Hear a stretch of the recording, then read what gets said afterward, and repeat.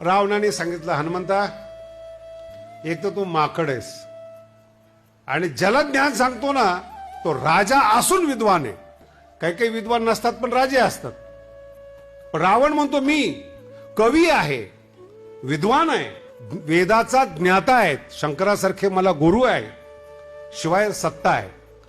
माकडाने मला ज्ञान सांगावं इतकं दारिद्र्य अजून आलेलं नाही. इतकी माझी बुद्धी कमी झालेली. निसर्ग कसा फिरतो बघा तुम्ही. संत सांगतात त्याचा अर्थ रावण चुकीचा काढतो जो बुद्धिमान आहे. आणि रावणा इतका आत्ता कुणी बुद्धिमान नाही बरं, न श्रीमंत आहे.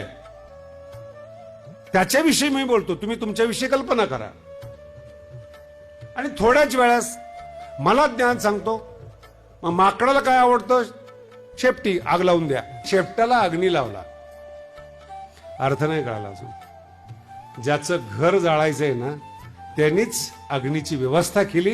ह्याला बुद्धिमान म्हणू नये कधी. लंका कुणाची जाळायची आहे? रावणाची. आणि जाळण्याची व्यवस्था कोणी केली? रावणाने. बुद्धीचे आत्मनाशा जो बिहे. तुम्ही एका संतांच्या शेपटीला अग्नी लावली, तो अग्नी तुमच्या सोन्याच्या नगरीला भस्म करून गेला. आणि अग्नी लावण्याची व्यवस्था तुम्ही केली.